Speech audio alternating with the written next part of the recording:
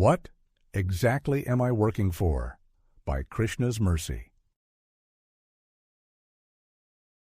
Tam padmavaktram daityendra kadachit strivritah khalah balam gurugrihayatam dadarsha swayatekshanam grihitva tu kare putram pattika ya sushobhana मूर्धनि चक्रांकिता पट्टी Krishna नामांकिता darat.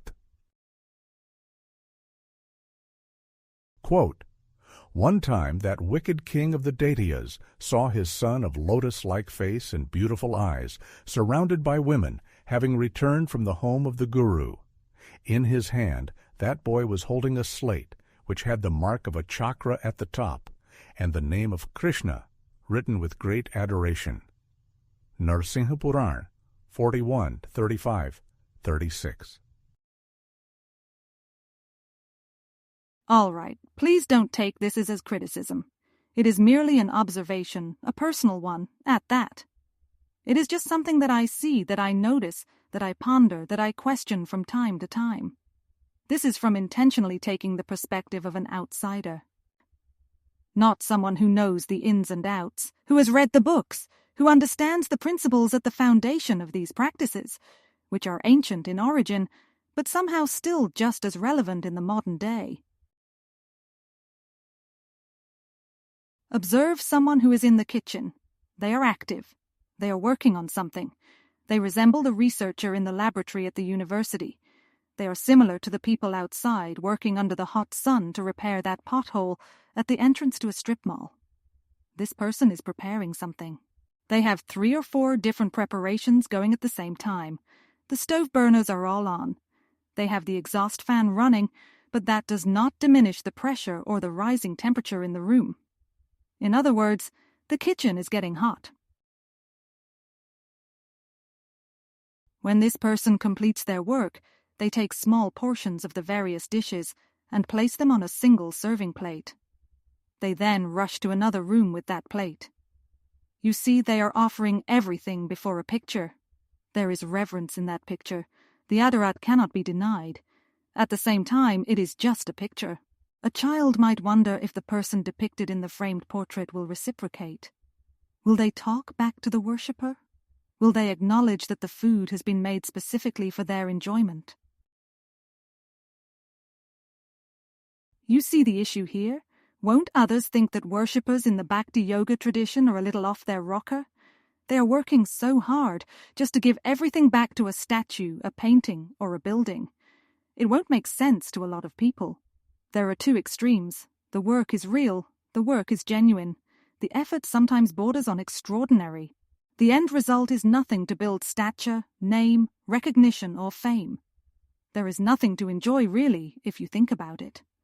The fruits of the labor are entirely for someone else. The offering might even take place in isolation, without a soul around. No one will know that this offering was made and how hard the devotee worked.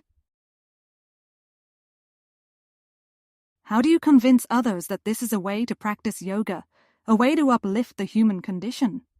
How do you expect others to follow when there is no physical evidence of an exchange? The truth is that the same questions can be asked of everyone outside of Bhakti Yoga. I worked so hard for my last employer. It is a large multinational corporation. I went above and beyond. I sometimes worked late into the night. I figured that they will value my diligence, my perseverance, my dedication, and my loyalty. They will recognize all the sacrifices I make for them. Sure enough, one day I get a random phone call from people I have never heard of. They work for the same company for sure. They are just outside of my department. As soon as I pick up, they start reading from a prepared statement. You see, after careful consideration, my position is being eliminated. I am out of a job starting right now. No prior warning, no second chance, no time to prepare, just a cold-hearted dismissal. I sacrifice for my friends. I consider their interests. I am mindful of their feelings. When I need them, however, they are nowhere to be found. My family members that I have known since birth, they are all envious of me for some reason. They will stab me in the back the first opportunity they get. Just what did all of that sacrifice get me? I worked so hard to satisfy this body, but now it is breaking down. One day it will stop functioning completely. Only a crazy person would continue serving illusion and deride the opportunity for transcendence. That person worshipping in a dedicated vow, Drita Vrata, is not wasting their time. They are not worshipping just a statue or a painting. That system of worship has been passed down for generations. It is authorized. It is an extension of mercy from the one who is always wishing well to everyone. We can never possibly fathom someone so kind and compassionate. We can only dream of what such an individual would look like, how they would behave, what they would prefer to see from supporters, and the like. Dream no more, as the Vedas pass down different descriptions of such an individual. The paintings and statues are depictions corresponding to the transcendental features of that almighty being. The individual worshipping in such a way is trying to connect.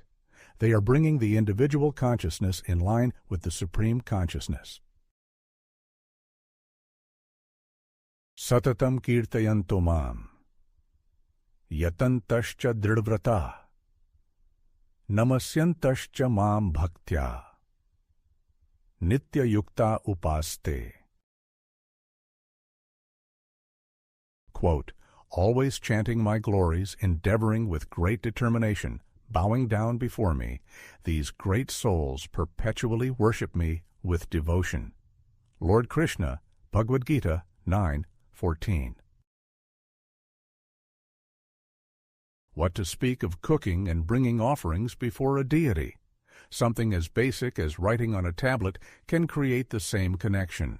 As a 5-year-old child, Prahlad Maharaj was inclined in this direction. He would write the name of Krishna and draw the symbol of the chakra. The father did not approve. Prahlad was wasting his time, you see. Except he wasn't. The object of worship was watching the entire time, and he would eventually show himself to the doubting father. In closing, the father to doubt, that proof of identity without. Just a name to write and some mythology to cite.